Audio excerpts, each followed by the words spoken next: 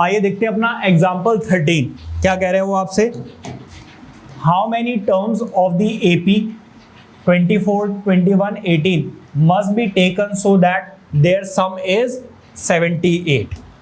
वो आपसे कह रहे हैं ऐसी कितनी टर्म्स को ऐड कर दिया जाए, प्लस कर दिया जाए कि इनका सम कितना आ जाएगा 78।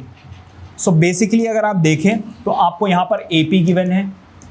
एपी क्या है 24, फिर क्या है 21, फिर क्या है 18। ठीक है। सो बेसिकली अगर आप देखें तो यहां पे आपको फर्स्ट टर्म गिवन है कितनी 24। कॉमन डिफरेंस कितना गिवन है देखो a2 minus a1 which is -3।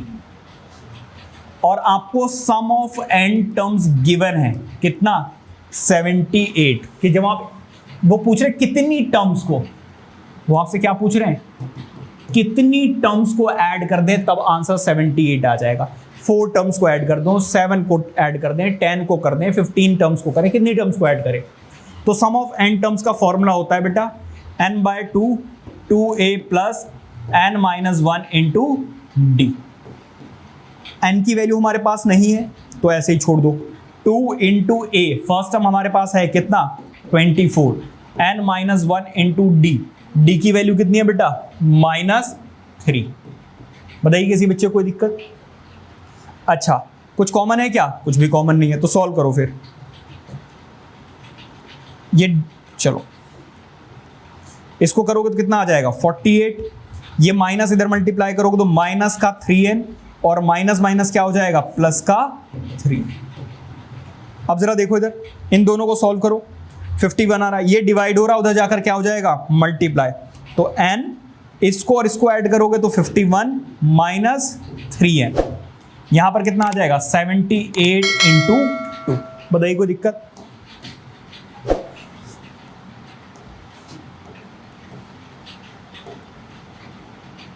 अब जरा देखिएगा ये n इधर मल्टीप्लाई करो तो कितना आ जाएगा 51n माइनस इसको इससे मल्टीप्लाई करोगे तो क्या आ जाएगा 3n का स्क्वायर, और इधर इन दोनों को मल्टीप्लाई करोगे तो क्या आ जाएगा 156। देखो ये माइनस में अगर मैं उधर लेकर जाऊंगा तो ये क्या आ जाएगा प्लस में। तो बेसिकली यहां पर आ जाएगा 3n स्क्वायर, और ये माइनस में उधर जाकर क्या हो जाए प्लस में है, उधर जाकर क्या हो जाएगा माइनस। तो 51n, और ये उधर प्लस में ही है तो प्लस में ही रहेगा। इधर क्या बचा 0।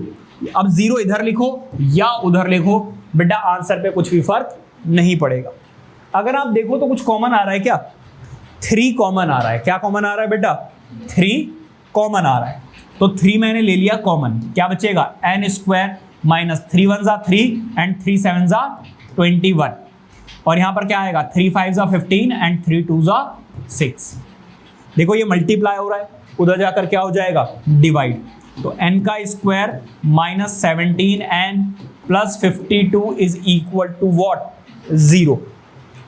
अब बेटा स्प्लिटिंग द मिडल टर्म करोगे है ना, तो स्प्लिट करने पे क्या आ रहा है बताओ जरा।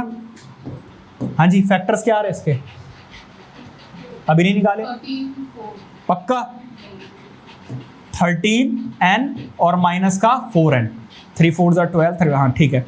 तो 13 और 4 क्या आ रहे हैं इसके फैक्टर्स आ रहे हैं, प्लस 52 इज इक्वल टू 0। अब जरा देखो इसमें और इसमें क्या कॉमन है बताओ। n कॉमन है इन दोनों में, क्या बचेगा n माइनस 13। इन दोनों में क्या कॉमन है माइनस का 4, क्या बचेगा n माइनस 13। अब इसमें और इसमें देखो क्या कॉमन है, तो n माइनस 13 क्या है कॉमन है, क्या बचा n माइनस 4। अब देखो n minus 13 is equal to 0 और n is equal to n minus, हाँ जी। So basically n is equal to 13 और यहां से n की वैल्यू कितनी आ रही है 4। ठीक है।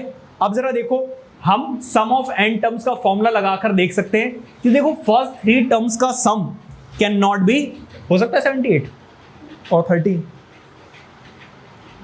अच्छा हाँ माइनस करके भी आएगा, हाँ ठीक है 2 टर्म्स आएंगी क्योंकि देखो ये डिक्रीजिंग एपी है, एपी डिक्रीज होगी तो आगे चल के नेगेटिव नंबर्स आ जाएंगे। ठीक है, तो यहां पर प्लस करोगे तब भी आ जाएगा और माइनस। तो बेटा दो ऐसा, sum of first 13 terms and sum of first 4 terms is 78।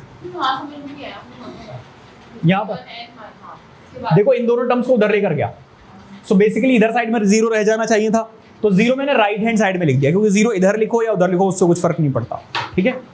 तो ये वाली नेगेटिव टर्म थी उधर जाकर पॉजिटिव हो जाएगी, ये पॉजिटिव थी तो नेगेटिव हो जाएगी, ये तो उधर पॉजिटिव है ही, ठीक है।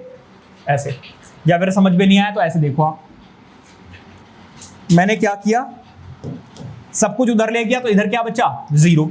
अब मैं जीरो इधर लिखूं या उधर लिखूं, इक्वेशन में बेटा हमेशा स्टैंडर्ड नोटेशन क्या कहती है कि जीरो आप उस तरफ लिखिए, इसलिए मैंने उधर लिख दिया। समझ में आ रही बात है, क्लियर है? हाँ? पहले ये नोट करो, प्लीज नोट इट डाउन।